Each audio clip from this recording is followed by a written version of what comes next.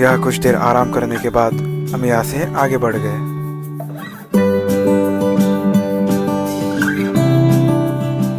मैं चलते जा ही रहा था कि मुझे अपने राइट साइड में एक गार्ड पोस्ट दिखाई दिया, जो कि 20वीं शताब्दी के मध्य का एक अवशेष है।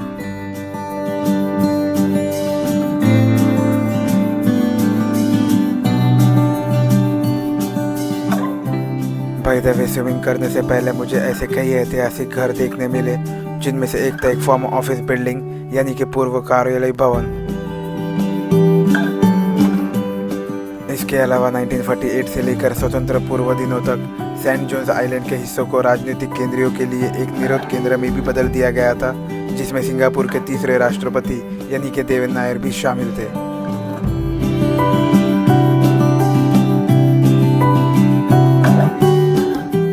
मैं चलते जा ही रहा था कि मुझे एक बोर्ड पर सेंट जॉन्स आइलैंड लॉज लिखा हुआ दिखाई दिया।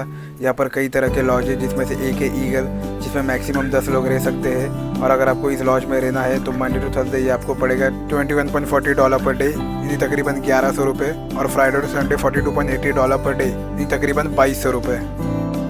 और दूसरा जो लॉज है वो है टर्टल, जिसमें मैक्सिमम 132 लोग रह सकते हैं। और अगर आपको इस लॉज में रहना है तो ये आपको मंडे टू थर्सडे पड़ेगा $165.85 per day, and Friday to Sunday तो $62.15 पर डे।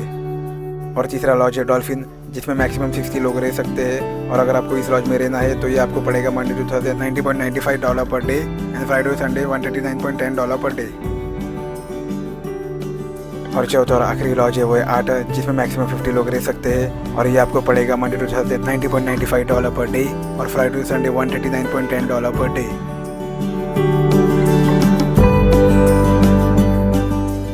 यहाँ पास में ही एक नेशनल मरीन लेबोरेटरी भी है, जिसमें एक सार्वजनिक गैलरी है जो सिंगापुर के जल में समुद्री जैव विविधता और संरक्षण को प्रदर्शित करती है।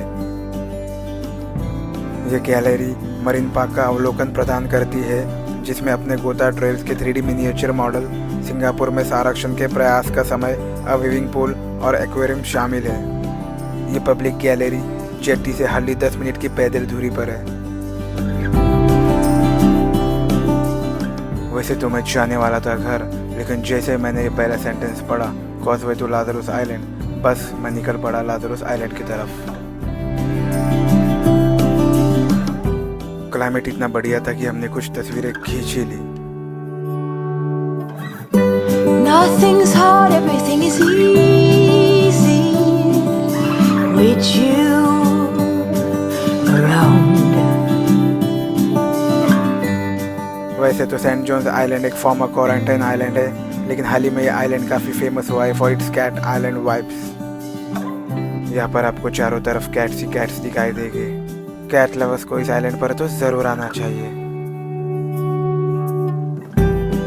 यहाँ पर इस तरह के पिकनिक टेबल्स और बारबेक्यू पिट्स आपको काफ़ी दिख जाएंगे, जिससे कि आप अपने फैमिली या फ्रेंड्स के साथ आराम से यहाँ पर टाइम स्पेंड कर सकते हो। चलते चलते मैं मैनग्रोव एरिया में पहुँच गया, जहाँ पर मुझे कुछ मड स्कीपर भी दिखाई दिए, लेकिन क्योंकि मुझे जाना था लाजरस आइलैंड, इसलिए मैं यहाँ से आगे बढ़ गया।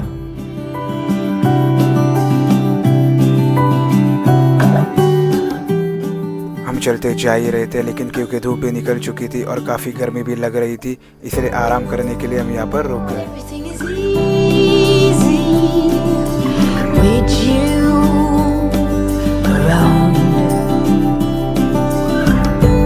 No bombards, everything is easy when you come around. Hold on now. मैं लाजरस आइलैंड की तरफ जा ही रहा था कि मैंने एक राइट टर्न ले लिया, जहाँ पर मुझे और एक टॉयलेट बाथरूम दिखाई दिया, जिसका आप इस्तेमाल कर सकते हो। ये टॉयलेट और बाथरूम बहुत ही कम लोगों को पता है, लेकिन गजब की बात तो ये थी कि इसमें इंडियन टॉयलेट भी अवेलेबल था। अभी मैं जाने का सोच ही रहा था कि मैं जाते जाते मतलब राइट साइड में, मैं जब आया था तब मैं राइट साइड में गया था, तो सोचा कि जब जा ही रहा हूँ वापस तो एक बार लेफ़्ट साइड में भी जाके देखता हूँ क्या है। तो लेफ़्ट साइड में आके देखता हूँ तो बहुत गजब का नज़ारा देखने मिला है मुझे। आपको इस साइड जो था सब सिटी दिख रहा था, लेकिन इस साइड में है जो मेरे राइट साइड में है, अभी जो दिख रहा है मेरे राइट साइड में, वहाँ पर सब पहाड़ ही पहाड़ है। तो वो आपको भी मैं दिखाता वहीं पर जाके, क्योंकि बहुत अच्छा नज़ारा दिखाई दे रहा है यहाँ से, काफ़ी खूबसूरत दिख रहा है। चलते चलते मुझे कई कैजुअलिना ट्री भी दिखाई दिए, जिन्हें कॉमन रू के नाम से भी जाना जाता है। ये ट्री तकरीबन 40 मीटर की ऊंचाई तक बढ़ सकता है। और एक इंटरेस्टिंग बात तो ये है कि इस पेड़ पर जो ग्रीन फेदरी लीव्स आप देख रहे हो वो एक्चुअल में लीव्स नहीं बल्कि उसकी टहनियाँ हैं।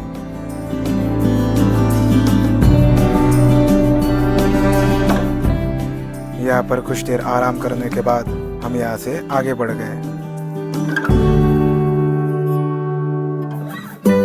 Nothing's hard, everything is easy with you around.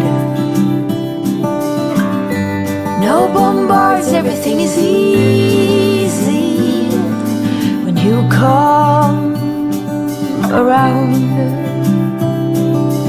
Hold on now. Nothing's hard, everything is easy with you around. No bombards, everything is easy when you come around. इस ब्रिज को cross करते ही मैं सीधा लाज़ारस आइलैंड पहुंच जाऊंगा। ये जगह वाकई में काफ़ी खूबसूरत है।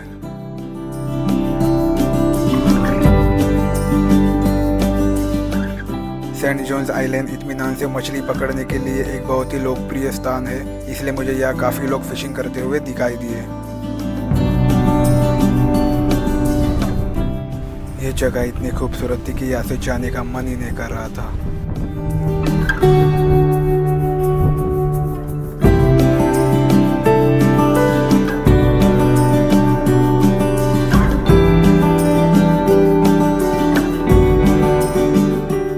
यहाँ पर कुछ टाइम स्पेंड करने के बाद हम यहाँ से आगे बढ़ गए लाज़ारस आइलैंड की तरफ।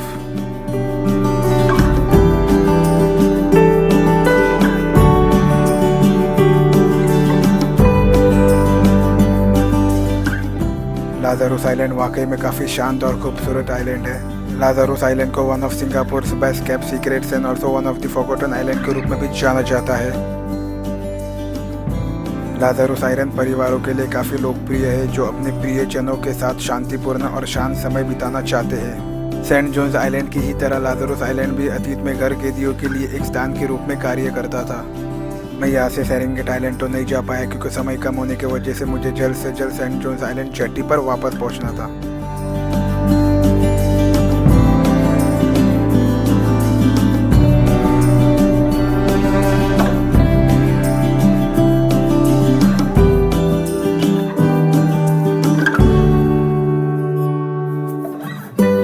Nothing's hard, everything is easy with you around. Finally चलते चलते हम जेट्टी तक पहुंच ही गए। बाय द वे एक बात तो आपको ज़रूर बताना चाहूँगा कि $15 में आप सिर्फ सेंट जॉन्स आइलैंड ही नहीं बल्कि कुसू आइलैंड भी जा सकते हो। और अगर आप वीकेंड या पब्लिक हॉलीडे में ट्रैवल करने वाले हो तो $15 में आप सेंट जॉन्स आइलैंड, कुसू आइलैंड और सिस्टर्स आइलैंड भी जा सकते हो without paying any additional amount. यहाँ से जाने से पहले हमने कुछ और तस्वीरें भी खींच ली।